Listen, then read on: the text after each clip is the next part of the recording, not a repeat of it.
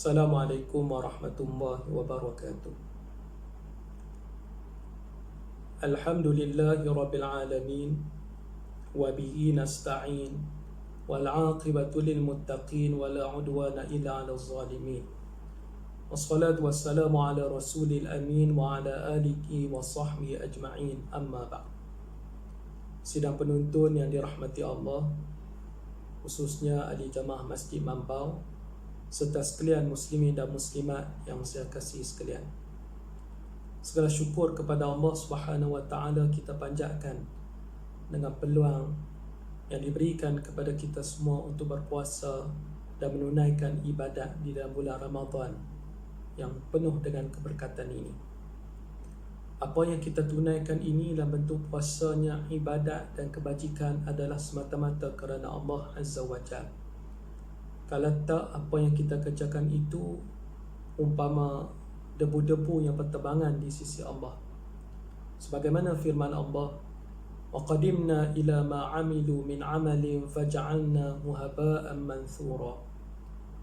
Apabila kami hadapkan, hidangkan, tonjolkan, pamerkan amalan mereka, kami jadikan ia umpama debu-debu yang berterbangan. Ini sebabkan amalan itu tidak ada nilai di sisi Allah, tidak adanya ikhlas, tidak adanya kesungguhan dilakukan kerana makhluk. Dan termasuklah ayat itu ditujukan kepada golongan yang melakukan syirik kepada Allah.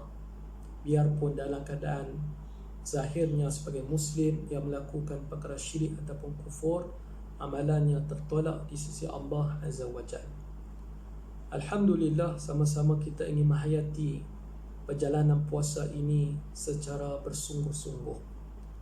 Antara itulah Allah Ta'ala menyatakan maqasid puasa ialah untuk mencapai taqwa. Kalau puasa tanpa taqwa, puasa itu kosong. Umpama bekas yang cantik tetapi di dalamnya tidak ada apa-apa nilai ataupun manfaat. Kita ingin jadi seperti bekas yang cantik dalam dan luarannya. Allah Subhanahu wa taala menyebut dalam ayat 183 surah Al-Baqarah, Ya ayyuhalladzina amanu kutiba alaikumus siyamu kama kutiba alal ladzina min qablikum la'allakum tattaqun. Wahai orang yang beriman, telah difardukan puasa ke atas kamu sebagaimana yang telah diwajibkan ke atas orang-orang sebelum kamu, mudah-mudahan kamu bertakwa. Takwa tidak dapat kita dirikan. Takwa tidak dapat dijelmakan. Takwa tidak dapat terzahir apabila puasa sering dilakukan perkara-perkara yang melalaikan dan perkara-perkara yang merosakkan pahala.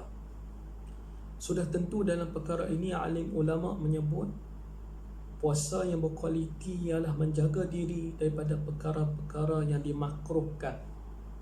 Perkara-perkara yang makruh ini mengurangkan pahala. Perkara makruh apabila dilakukan menunjukkan puasa itu sekadar melepaskan batu di tangga. Baitulah Rasulullah sallallahu alaihi wasallam menyebut dalam hadis, Kam min sha'im laisa lahu min siyami ila al-ju' wal 'atash. Berapa ramai di kalangan orang yang berpuasa tidak dapat apa-apa daripada puasanya, iaitu tidak mendapat ganjaran yang besar, tidak mendapat pengiktirafan Allah, banyak berlaku pengurangan pahala.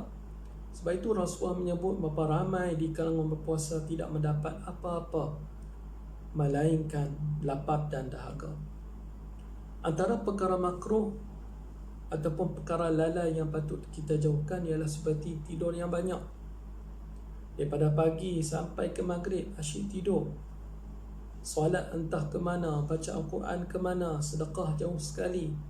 Puasa itu berlaku, tetapi meninggalkan kewajipan puasanya masih sah dan boleh jadi juga ditolak di sisi Allah, cuma sah segi zahir kerana ditinggalkan perkara-perkara yang menjadi kewajipan. Antaranya lagi ialah sudah tentu banyak menggunakan air, seperti banyak berkumur, banyak mandi manda.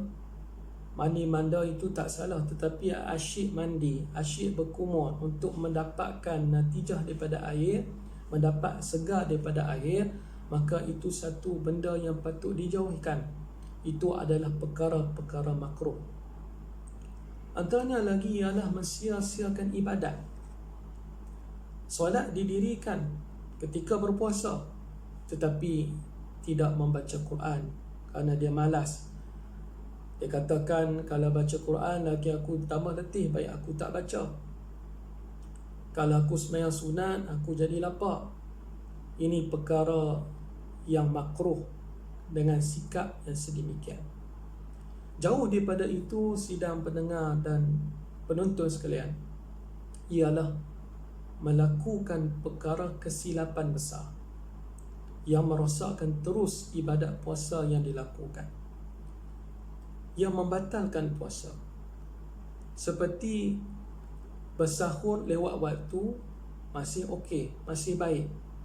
Tetapi dia asyik tiap hari lewatkan bersahur, baginya tidak ada masalah. Dia katakan ini waktu yang dibolehkan lagi. Apa yang menjadi masalah ataupun kesilapan ialah apabila saban hari ia tidak meneliti waktu masuknya waktu subuh. Dan terhadap inilah alim ulama berijtihad adanya waktu imsak supaya tidak terbabas. Seseorang yang bangun lewat, ia ingin menunaikan makan sahur, orang Kedah kata makan sok, kesian makan stokin, itu istilah saja. Sok berarti sahur. Dia bangun 5 minit sebelum subuh, ia masih dibenarkan kerana sebelum itu ia tak sempat. Peranan imsak ialah supaya dapat seseorang itu menjaga diri daripada terbabas.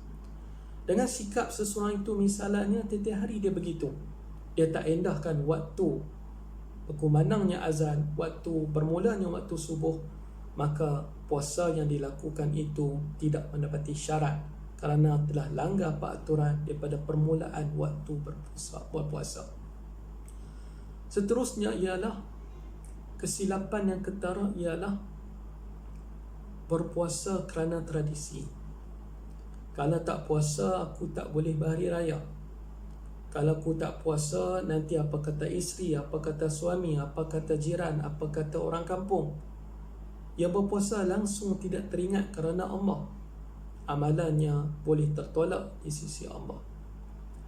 Antara lagi yang penting ialah sudah menjadi adat bahawa tibanya Ramadan, umat Islam akan berpuasa.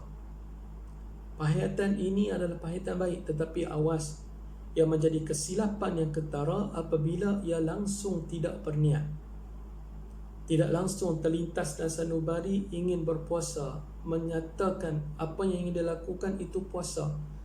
Ia menahan diri pada lapar dan minum kerana tradisi, itu bukan puasa, maka ia tertolak di sisi Allah, langsung tak berlaku puasa mengikut tuntutan syarak.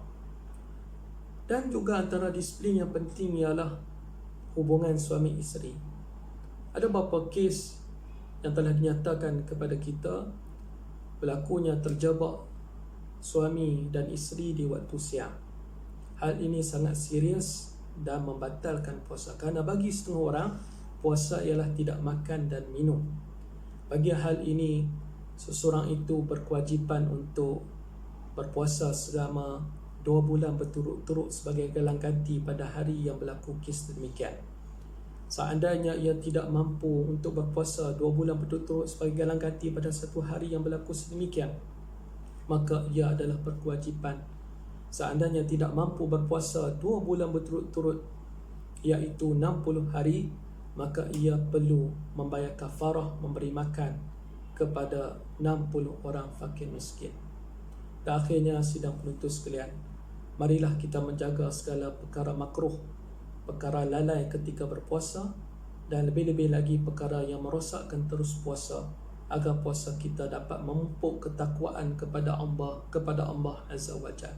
Mudah-mudahan puasa kita laksanakan pada tahun ini adalah antara yang terbaik, meskipun dalam suasana perintah kawalan pergerakan, kita dapat manfaatkan masa dengan sebaik mungkin, memanfaatkan peluang untuk bersama keluarga dan orang terdekat untuk sama-sama berpuasa dalam bentuk yang paling terbaik yang dipersembahkan kepada Allah Subhanahu wa taala pada kali ini, dengan kesempatan yang telah diberikan Allah, umur dan hayat Mudah-mudahan kita dapat kembali kepada Allah dengan penghayatan yang terbaik.